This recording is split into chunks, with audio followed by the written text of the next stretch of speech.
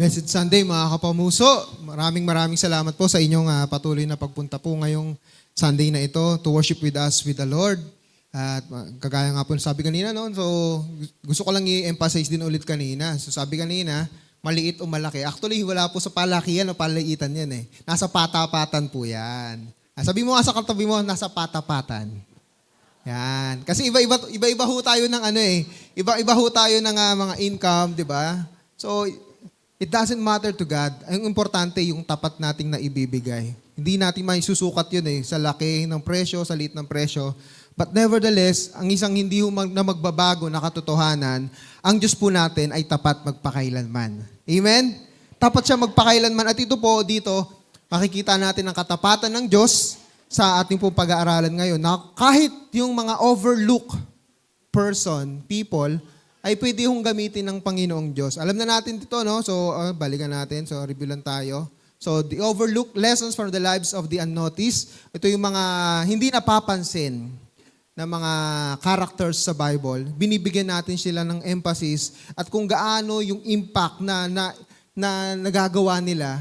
Kasi yung kadalasan yung napapansin natin yung bida. At ngayon po, yung servant girl, yung ating bida ngayon, nasa 2 Kings chapter 5. Di ko alam kung merong nakakakilala sa kanya. Napakaliit, isang ano lang yan, kumbaga sa pelikula or teleserye, meron lang talaga siya. And dito, meron naman siyang linya, pero isang linya lang yon, 'di ba? So kahit papaano. So pag sinabi nating unnoticed or yung mga hindi napapansin, para silang teleserye, 'di ba? So dito titingnan nga natin sino ba yung cast natin.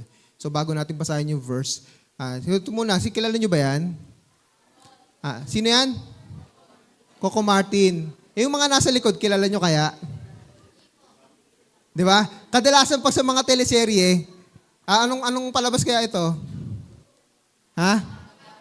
Batang kaya po. Pero mapapansin natin, siya ang bida, at hindi natin napapansin yung kahalagahan ng mga meron. Di ba? So, mga binabayaran din yan eh, kahit papano. Kaso nga lang, buti ngayon, nag-i-improve na ngayon, MWF yung shooting nila. Kasi sino kaya pwede sa ating maging artista ni Coco Martin? Meron ba rito? Kasi dumadampot siya na kung ano-ano kung sino-sino, mga vlogger, mga nakikiusap sa kanya, pwede nyo ba akong kunin? So, ang punto natin dito, hindi yung nasa unahan, yung mga nasa likod. Yan ay mga sinadyang pinwesto dyan para magbigay ng kulay sa istorya. At dito siguro nakakaalam nito, ito ay trending before. Ano kaya yan? Kilala nyo ba yan? Trending yan eh.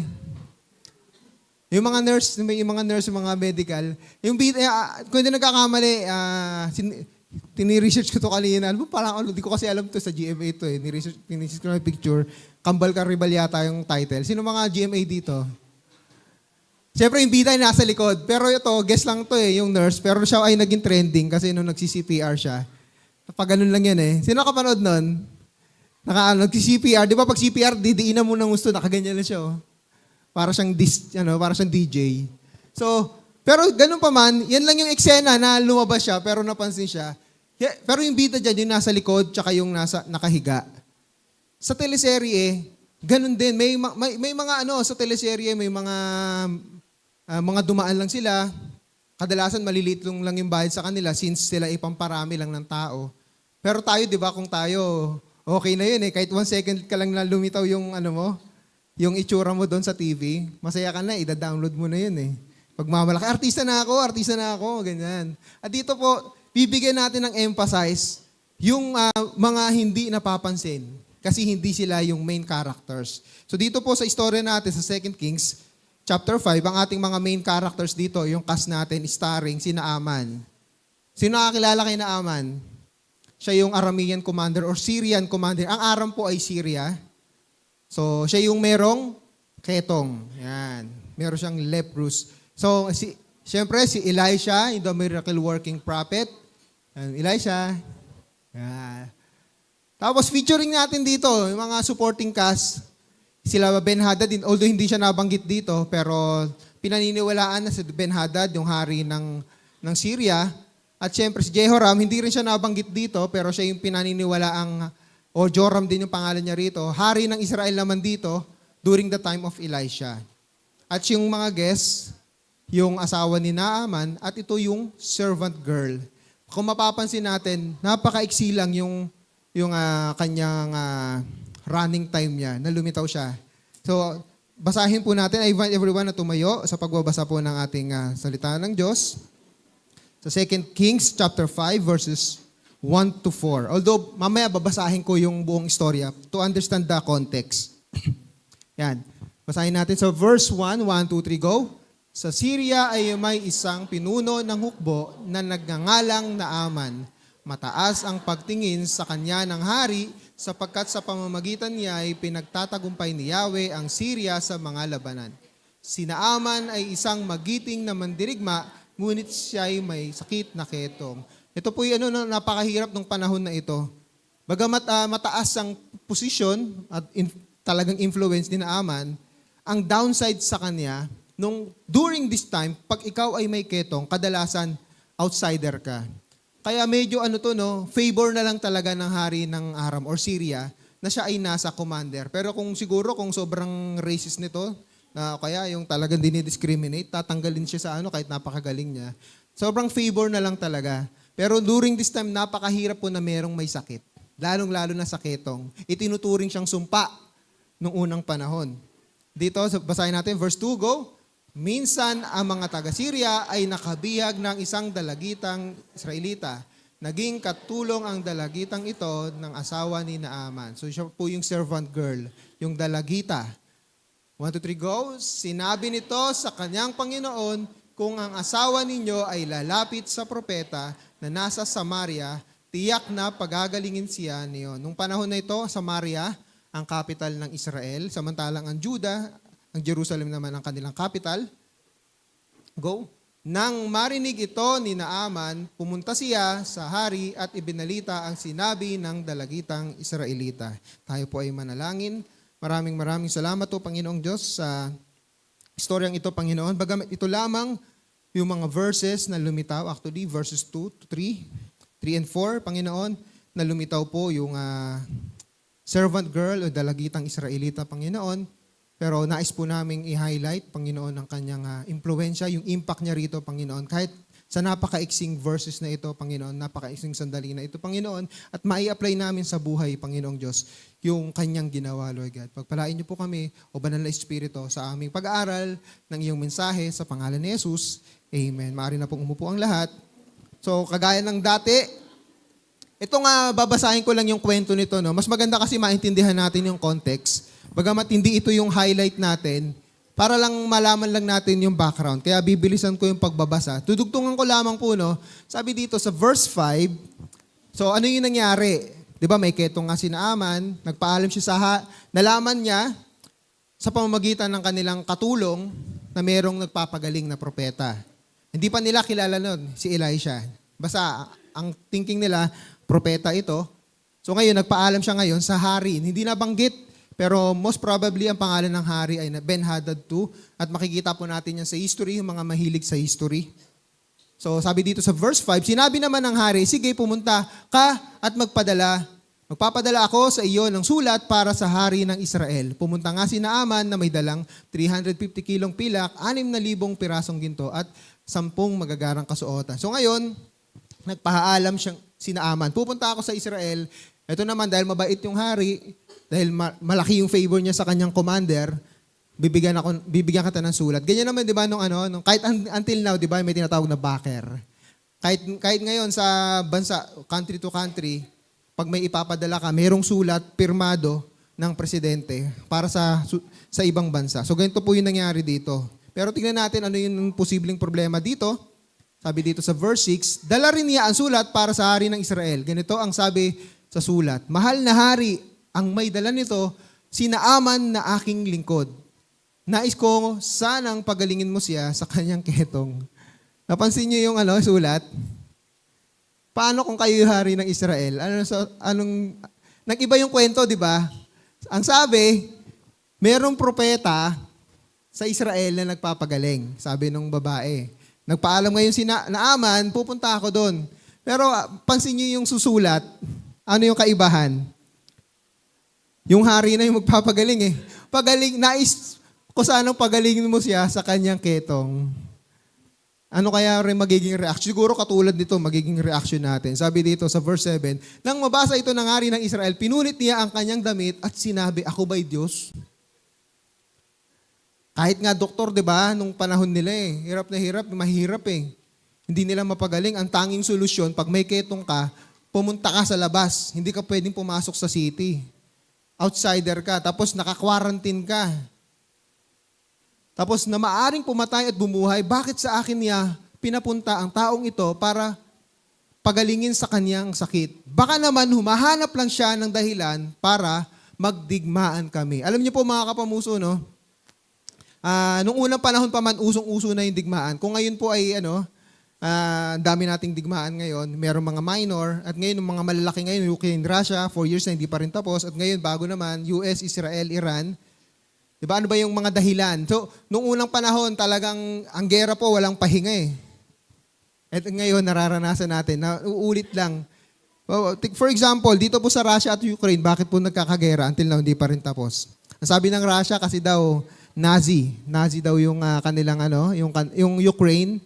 Alam niyo ni Nazi, no, yung panahon ng Germany, pinapatay nila yung mga Jewish. Which is kasi nungalingan po yun dahil ang presidente ng Ukraine ay Jewish. Tapos dito naman, bakit umatake po yung Israel tsaka yung Iran? Kasi nga ang dahilan naman nila ay meron daw nuclear bomb ang Iran. At malapit na matapos kasi puno na yung uranium nila. So nevertheless, basahin nyo na lang yung balita. Katulad na sinasabi dito, naghahanap ka lang yata ng dahilan para magkaroon tayo ng gera. And during this time, malakas yung pwersa ng Aram kumpara sa Israel. So makikita natin yung mamaya, makikita naman natin, pagbabalikan natin yung mga verses, nang mabalitaan ni Eliseo ang ginawa ng hari, ipinasabi niya, bakit kayo nababahala? Papuntahin ninyo siya sa akin upang malaman nang sila'y may propeta rito sa Israel. Ang galing po, no? Hindi naisip ng hari ng Israel na tawagan yung propeta. For context po, no, ang hari dito, sinasabi si Jehoram o Joram, ang tatay niya po si Ahab. Kilala niyo si Ahab, di ba? Yung hinahunting naman, yung nag-disciple kay Elisha, si Elijah. So ganun po siguro, baka nahihiya, di natin alam. Pero dito, buti nakarating kay Eliseo or Elisha. And then, sabi sa verse 9, nalaman ito ni Aman, kaya sumakay siya sa kanyang karwahe at pumunta sa bahay ni Eliseo kasama ang marami niyang kawal na nakasakay sa kabayo at mga karwahe. So makikita natin dito, no, ang galing din talaga ng Panginoong Diyos Hindi naisip ng hari ng Israel na tawagin ang propeta, pero nakarating sa propeta at siya mismo yung nagpatawag. Ang galing po ng Lord, yung grace niya talaga. Dito, yung context pa po nito, magkaaway po ang Israel at Aram And then yung verse 10, pinapasabi sa kanya ni Eliseo, pumunta ka sa ilog Jordan, lumubog ka ng 7 beses at magbabalik sa dati ang iyong katawan, gagaling ang iyong ketong. So yun lang pala, lulubog lang. 7 beses. Pero ang problema, bakit kaya? Ano yung problema? Bakit kaya ito yung naging response? Nang marinig ito, galit na umalis si Naaman.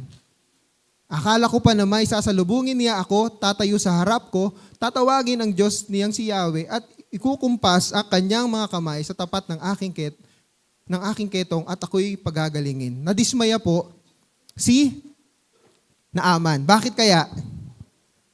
Unang-una, pinalulubog sa ilog Jordan. So, babasahin ko pa yung mga para mas maintindihan natin. At bakit hindi na lang sa mga ilog ng Damasco at tulad ng Abana at ng Farfar na mas malinis kaysa alinmang ilog sa Israel? Hindi ba't pwedeng doon na lang ako maligo para gumaling? Ibig sabihin, siguro ang ilog na ito ay parang ilog natin ngayon. No?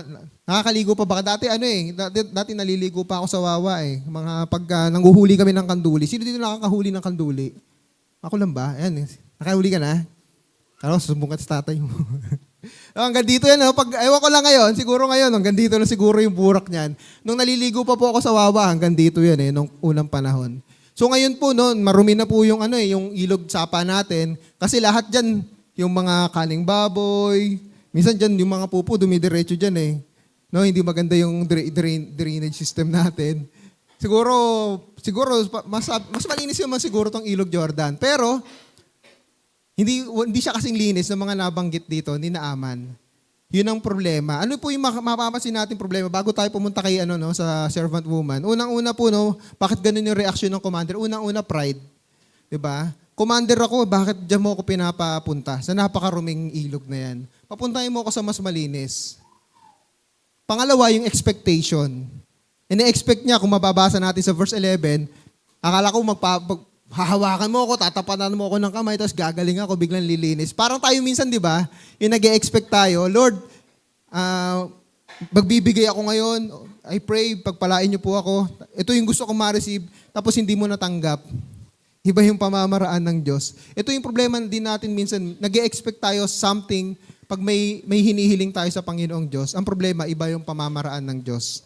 So sana matuto po tayo dito, yung pride, yung expectation, and syempre yung comparison. Nagkaroon ng comparison pag nagkukumpara tayo. And then, dito tayo sa verse 13, dinadaanan lang po natin to, para mas maintindihan lang natin yung context. Ngunit lumapit sa kanya ang kanyang mga lingkod at sinabi, Ginoo, kung mas mahirap pa riyan ang pinagagawa sa inyo ng propeta, di ba't gagawin ninyo iyon? Gaano pa kaya iyang paghuhugas lang kayo para luminis? And then ano yung ginawa? So mamaya, itutuloy natin, puputulin lang natin, para lang maintindihan natin yung mga nangyari. Kasi babasahin natin mamaya yung verse 14. Ano kaya nangyari kay Naaman? Gumaling kaya siya? Pagkatapos niyang lumublob, siyempre, spoiler alert na natin, gumaling po siya, Maraming na kasi nakakabasa nito. So binabasa lang natin for the sake sa mga hindi pa nababasa ito. So pero ngayon, bumalik tayo ng focus dito sa dalagitang Israelita, or tawagin na lang natin siyang servant girl. Yan. Ito po, basahin para sa outline natin. 1, 2, 3, go. Tularan natin ang halimbawa ni servant girl. Yan. Kasi hindi na naman siya pinangalanan. Diba? So marami hong mga unnoticed person, kaya hindi sila napapansin minsan sa Bible sa pagbabasa natin. At syempre yung mapapansin natin talaga dito, si Naaman at si Elisha na gumawa ng himala. Pero ano ba yung parte ng servant girl dito? Yung Israelitang bihag, alipin. 3 bagay po ang matututunan natin dito bilang mga mananampalataya na dapat po i-apply natin.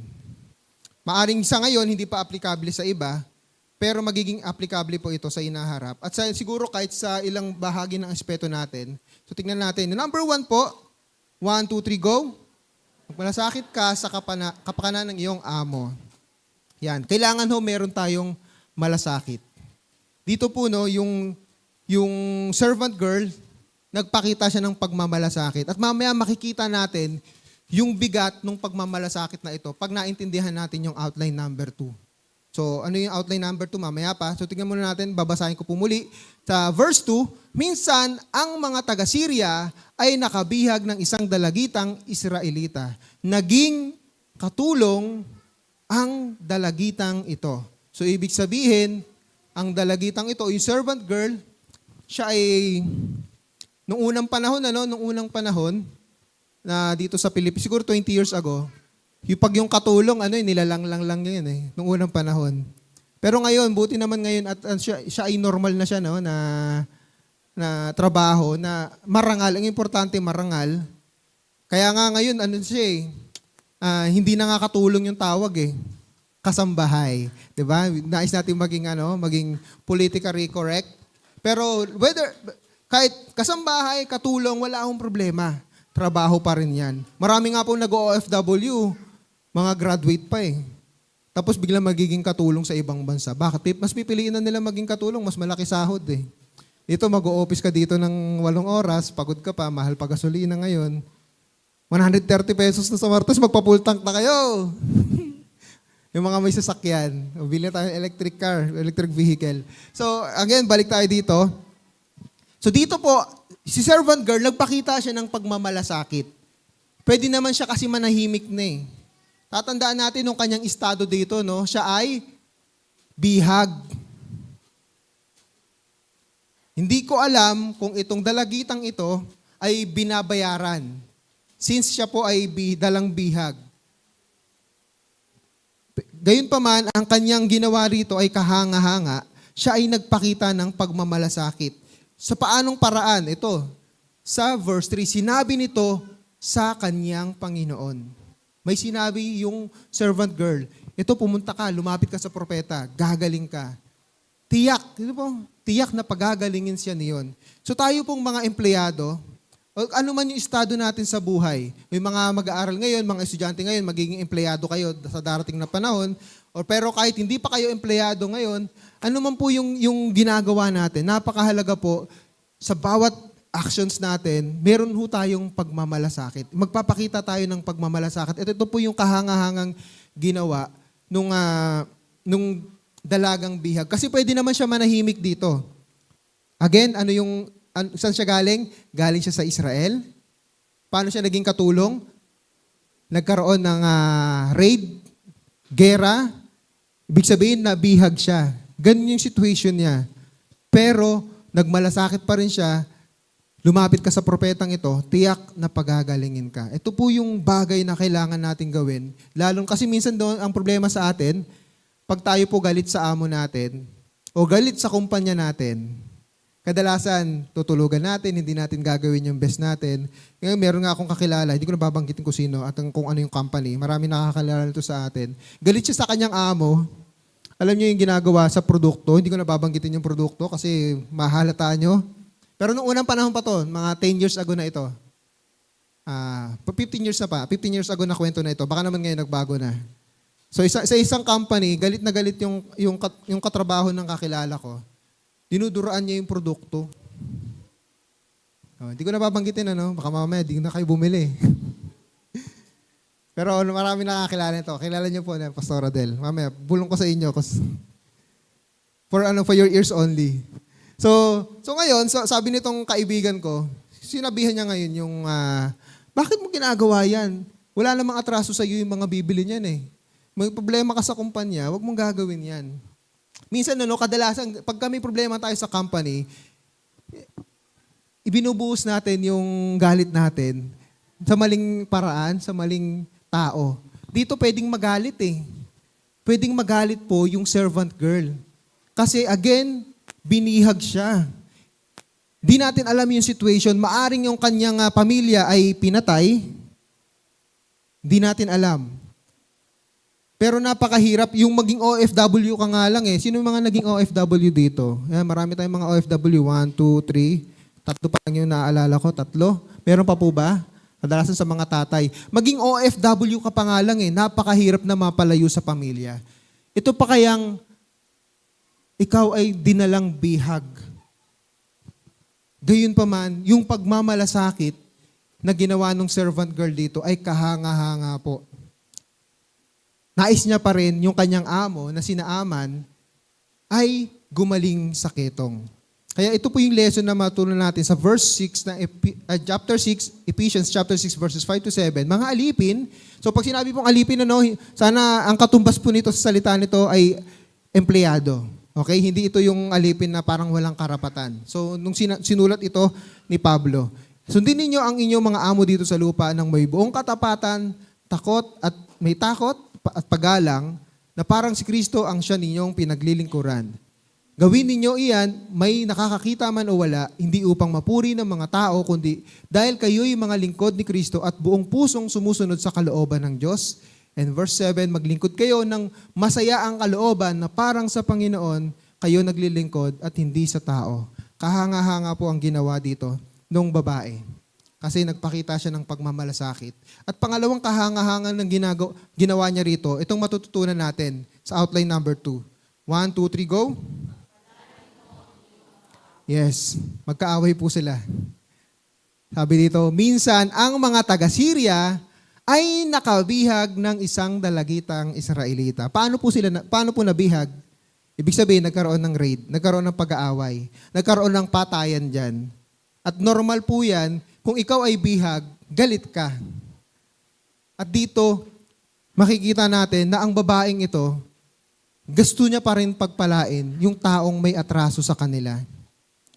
Tapos ito, sabi pa nga, sinabi nito sa kanyang Panginoon, kung ang asawa ninyo ay lalapit sa propeta na nasa Samaria, tingnan sobrang sigurado siya, no?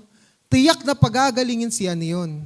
Ibig sabihin, itong babaeng ito, kung titignan pa natin yung kanyang karakter, meron siyang pananampalataya sa Diyos.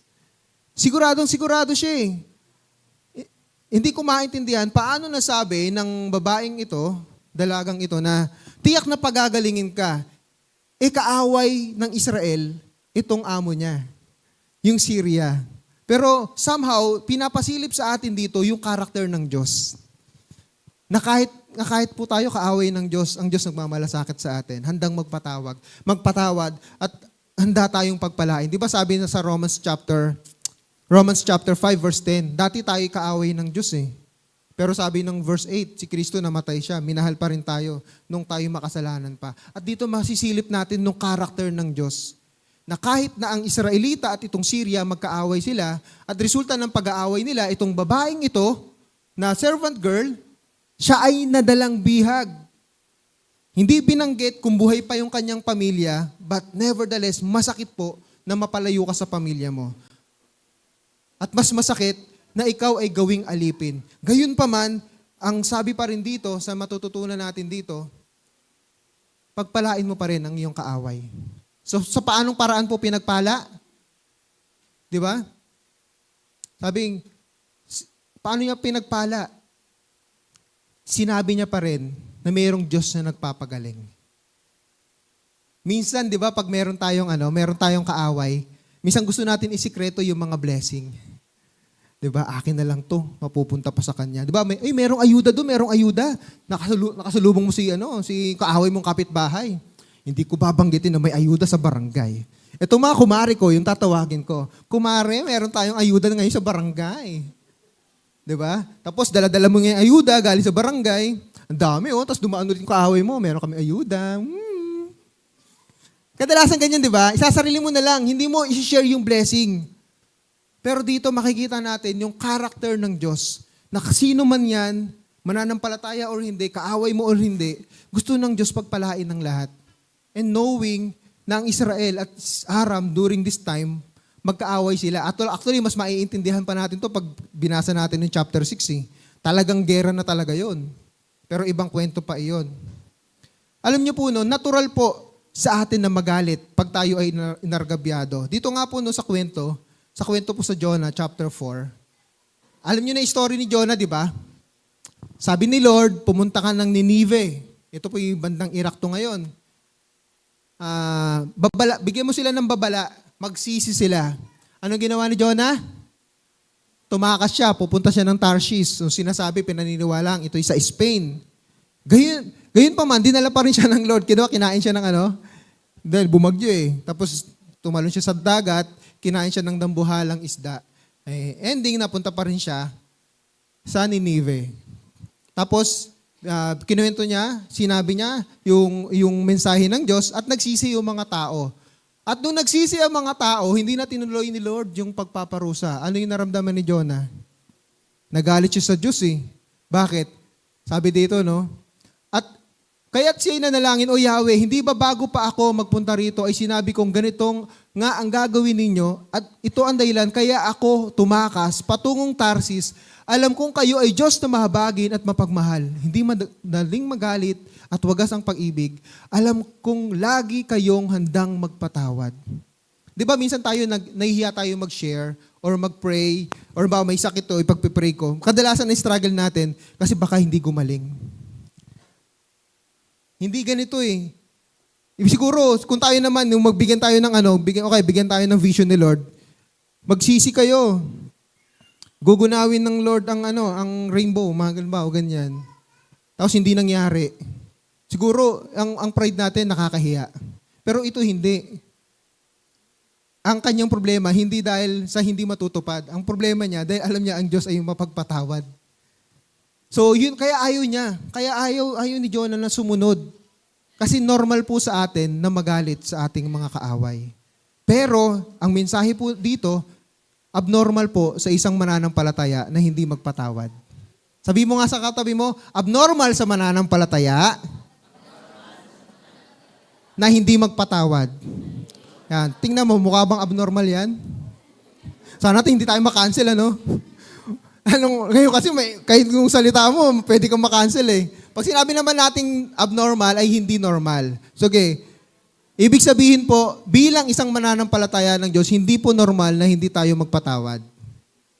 At dito po, at syempre ang pagpapatawad po, ito po ay gesture ng pagpapala. So, tignan pa natin, again sa outline natin, pagpalain mo ang iyong kaaway. So, tignan natin dito, paano ho na pagpala? Dugtungan natin yung kanina, yung naputol.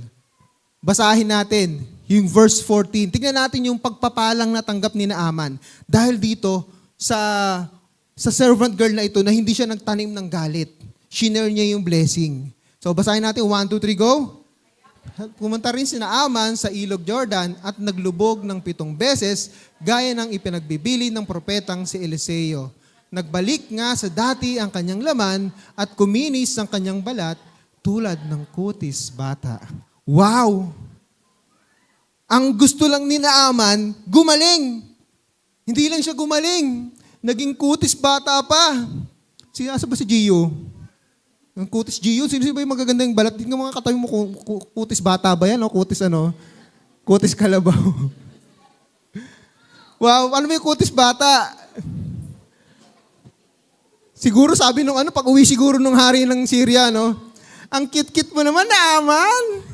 You're so cute. Siguro, pinisil-pisil siguro, Ang lambot ng balat mo, kutis bata. Grabe po ang Panginoong Diyos, kung magpala. Pero, again, paano po gumaling yung siguro, ang kadalasang na-highlight dito, yung ginawa ng propeta at ang ginawa ng Diyos. Pero hindi ho mangyayari ito kung walang isang servant girl na gusto niya pa rin gumaling yung kanyang amo. Kanyang amo na may atraso ang kanilang bansa dahil siya ay dinalang bihag. So kailangan po, lesson sa atin, kung ikaw ay meron pong kaaway ngayon, pagpalain mo ang iyong kaaway. Huwag mong gawan ng masama, huwag mong pag-isipan ng masama. Diba? Tapos, meron pa ba? Sabi dito, sa verse Luke, chapter 6, verse 27 to 28. Subalit, sinasabi ko sa inyong mga nakikinig sa akin, mahalin ninyo ang inyong mga kaaway at gawan ng mabuti ang mga napopuot sa inyo. Nung ito po ay kinuwento ni Lord Jesus Christ, meron ng example sa Old Testament eh. 'Di ba? Ang galing po sinusuportahan nito yung tinuro ni Lord Jesus Christ. Bilang isang Kristiyano po, kailangan mahalin natin ang ating mga kaaway. Ito po yung hamon na dapat nating tularan sa ginawa po ng servant girl. So sabi pa rito, pagpalain ninyo ang sumusumpa sa inyo at ipanalangin ang mga nang aapi sa inyo. At ito po sinigundahan din naman ni Pablo. Pagpalain ninyo ang mga umuusig sa inyo, pagpalain ninyo at huwag ninyong sumpain. Normal po sa atin, pag tayo nagagalit, sana naman huwag ho natin ipag-pray yung masama sa kapwa natin. Tayo po ay maging mapagpasensya dahil nakikita natin dito sa halimbawa ng servant girl, yung karakter ng Diyos, na anuman yung ginawa natin, anuman yung kasalanan natin, gusto pa rin ng Diyos na tayo ay pagpalain. At syempre, last po na kailangan po natin gawin, tularan natin ang halimbawa ng servant girl. 1, 2, 3, go! Yung kapwa ang tungkol sa Diyos. Madaldal ba kayo sa kaibigan nyo? Ano ba yung madalas na kinukwento? Ano bang mas madaling i-share? Kalokohan o Word of God? Ha? Word of God? Wow, Word of God? Wow, galing naman nila. Mas madali nga mag-share ng chismis eh. Diba? Minsan pinagchichismisan nyo yung classmate nyo. Minsan pinagchichismisan nyo siguro yung mga artista ngayon. Pero dito po, ikwento mo sa iyong kapwa ang tungkol sa Diyos. Bakit po napakahalaga? Tignan natin yung impact na ito sa buhay ni Naaman. Kasi dito makikita natin, gumaling po si Naaman. At hindi lang siya gumaling, naging kutis bata pa siya. Siguro, inggit na inggit tayo ngayon, Siguro kung ano-ano sunblock yung pinapahid nyo, baka nag-lotion pa kayo, si-cetaphil pa kayo, ano ba yung mga magandang lotion ngayon? Pero hindi lang po yun eh.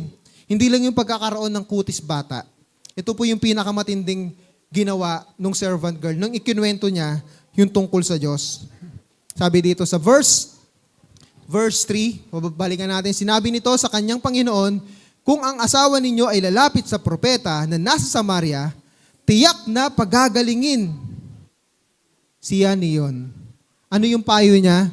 Lalapit sa propeta. Bagamat hindi nabanggit kung sino yung propeta, at alam natin ang propeta yung tinutukoy dito ay si Elisha. Pero ano ba yung propeta? Pag sinabi pong propeta, alam niyo po no, bilang mga Kristiyano, dapat po nagiging propeta tayo ngayon eh. Alam niyo ba yan? Pag sinabing propeta kasi, messenger of God.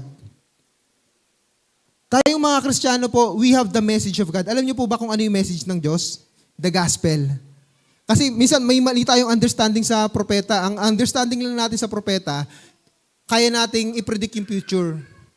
Pero kung titignan natin ang unang kahulugan ng propeta, messenger of God, technically, tayo pong lahat ay dapat maging messenger of God. Kasi we have the message. Ano yung message? Gospel. At dito, ano po yung message na ibinigay ng servant girl? Na ang Diyos ay nagpapagaling. Ikaw, kilala mo ang Diyos. Sino ba ang Diyos sa buhay mo? Sabi ng kanta natin kanina, ikaw ay mabuti. Sino pa ang Diyos sa iyo? Siya ay Savior mo. Sino ang Diyos sa iyo? Siya ay provider mo. Sino ba ang Diyos sa iyo? Siya ay lover mo. Siya ay father mo. Napakarami nating alam sa tungkol sa Diyos. Ang problema natin, tikom ang bibig natin. Kasi minsan, ang understanding natin, pag ikikwento tayo pag ikikwento natin si God, ang thinking natin dapat formal. Tingnan nyo rito, wala namang formality. Usapan lang siya na normal eh. Yung kahit nasa palengke ka lang, may nakita ka, bro, mabigat talaga yung pinagdadaanan mo. Pero alam mo, may awa ang Diyos. Lagi ko naririnig sa matatanda yan eh. Di ba? Narinig, may awa ang Diyos. Kahit yung ganong simpleng salita lang, may awa ang Diyos. Lumapit ka lang sa Diyos. Patatawarin ka ng Diyos. Yung mga mensahe na yan, at ito yung hamon na dapat, yung halimbawa ng servant girl na dapat nating tularan. Ikwento mo naman sa mga kakilala mo ang Diyos. Baka panay ang kinikwento natin ay marites. Ang problema kasi natin, siguro, sana naman hindi natin ikinakahiya kung sino ang Diyos sa buhay natin. Pero ito, yung servant girl, hindi siya nahiya. Sobrang sigurado niya, yung kanina, di ba, sabi, tiyak na pagagalingin. Yung sinabi niya kanina, tiyak na pagagalingin ito. Tiyak na pagagalingin siya niyon. Kung mapapansin natin, sigurado yung babae. Pwede niya namang sabihin, maaring ikaw ay pagalingin niyon. Kasi, magkaaway nga sila eh. Pero sinabi ng babae, tiyak. Ganon kasigurado, ganon yung kalalim ng pananampalataya ng babaeng ito. Ang tanong, gaano kalalim ang pagtitiwala mo sa Diyos? At minsan, ito po yung nagre-reflect sa atin. Kaya minsan nahihiya tayong ikwento si Jesus sa kaklase natin. Kasi hindi ganon kalalim ang pagtitiwala mo. Kaya minsan, nahihiya kang ipag-pray yung kaibigan mo kasi hindi ganun kalalim ang pagtitiwala natin sa Diyos. Kaya minsan, kahit sa Facebook natin, nahihiya tayong mag-share ng Bible verse. Ito po'y i-reflect natin gaano kalalim ang pagtitiwala mo sa Diyos. At ito yung makikita natin dito sa babae. Tiyak na pagagalingin siya niyon. At tingnan natin yung naging impact dahil pinakilala niya ang Diyos. Basahin natin 1, 2, 3, go. Si Naaman at ang kanyang mga kasama ay bumalik kay Eliseo. Sinabi niya, ngayong napatunayan kong walang ibang Diyos sa ibabaw ng lupa, kundi ang Diyos ng Israel. Narito, pagdamutan ninyo itong aking nakayanan. Ano po yung ending? Hindi lamang po gumaling si Naaman. Naging believer siya ng God of Israel. Remember, ang Syria, kaaway nila ang Israel. At ang Israel, ang Diyos nila ay si Yahweh. At itong kaaway nila ay naging mananampalataya. Napatunayan kung walang ibang Diyos. Kaya nga, ano pa yung naging reaction niya rito? Ito sa verse 16. Ngunit sinabi ni Eliseo, saksi si Yahweh, ang buhay na Diyos na aking pinaglilingkuran, hindi ako tatanggap ng kahit ano. Pinilit siya ni Naaman, ngunit talagang ayaw niyang tumanggap. So ngayon ayaw pong tumanggap ng reward. Kasi nga po, libre na ibinibigay yung blessing na ito. Yung sa atin po, we have the blessing, which is again, the message of the gospel. At ito po yung sinisigunduhan din naman ni Pablo, di ba? So sabi dito sa verse 7 ng 2 Corinthians 11, ipinangaral ko sa inyo ang magandang balita, ngunit hindi ako humingi ng kabayaran. Ibahagi po natin ang Diyos. Wag tayong magbigay ng sobre. Ano? Pag magbibigay tayo ng leaflet, tayo pa ngayon nagbibigay, di ba, ng leaflet, may pandesal minsan, cake minsan, cupcake minsan. Ang gospel po dapat libre yan natin ibinibigay sa mga hindi pa po mananampalataya ni Kristo. Okay, balik tayo dito sa story natin. Sa verse 17, dahil dito sinabi ni Naaman, kung ayaw niyo na itong tanggapin, maari po bang mag-uwi ako ng lupa? Mula rito, kakargahan ko ng lupa ang aking 2 mola. Mula ngayon, hindi na ako mag-aalay ng handog na susunugin sa sino mang Diyos, liban kay Yahweh. 2 bagay po yung nangyari dito kay Naaman. Dahil po sa babae. Hindi lang po dahil kay Elisha. Unang-una, gumaling siya. Pangalawa, naging mananampalataya siya ng Diyos ng Israel. Mas maganda basahin niyo po yung buo na ito kasi ito na yung last verse na babasahin natin. Mga kapamuso, just imagine yung impact na pwede niyong magawa sa buhay ng kapwa natin kung hindi mo magiging tikom ang bibig natin. Just imagine yung impact na magagawa nito sa kaklase natin kung ikikwento mo lang yung sino ang Diyos sa buhay mo. Siguro ang problema natin minsan, ang understanding natin pag magkikwento tayo tungkol sa Diyos is all about the knowledge. Ang mas maganda po dito ikwento natin is more on the experience. Pag sinabing experience, ano yung naranasan mo sa Diyos? Kasi yun, hindi mo na kailangang i-memorize eh. Hindi mo na kailangan i-memorize. Ito, 1 Corinthians, John chapter 3, 16, Romans chapter 6, 23. Ikwento mo lang yung karanasan mo kung sino ang Diyos sa buhay mo. Dito, kinuwento lang ng babae kung sino ba ang Diyos. Siya ang Diyos na magpapagaling. Ang sabi niya, tiyak na pagagaling ka na ng Diyos ng Israel. Ngayon, ano ba yung karanasan natin? Ganito ako dati. Ngayon, binago ako ng Diyos. Ganito yung palamura ako dati. Ngayon, hindi na ako nagmumura. Nagmamahal na ako. Parang gasolina. Di ba? Yung pagbabago na kayang gawin ng Diyos sa buhay natin. Ikwento mo kasi hindi mo kailangang i-memorize yun eh. Baka naman kulang pa yung karanasan natin. Sana naman hindi. O kaya, baka hindi natin nakikita yung ginagawa ng Diyos sa buhay natin, kaya hindi natin naikikwento. Mga kapamuso, tingnan natin yung lalim na nagawa nung servant girl na ito. Dahil nagmalasakit siya, kinuwento niya kung sino ang Diyos, pinagpala niya yung kanyang kaaway. Tulad nitong babaeng ito, dalagitang Israelita, tularan natin yung kanyang halimbawa. And I invite everyone na tumayo. So, ito yung akin, reveal lang tayo. Gawin natin, again, basahin natin, pag-review lang, 1, 2, 3, go. Magmalasakit ka sa kapakanan ng iyong amo, pagpalain mo ang iyong kaaway, ikwento mo sa iyong kapwa ang tungkol sa Diyos.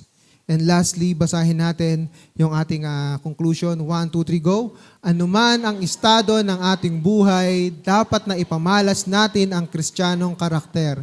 Tapat at mapagmalasakit na empleyado, handang magpatawad at magpala sa kaaway at ibahagi kung sino ang ating Diyos at ang kanyang mga katangian.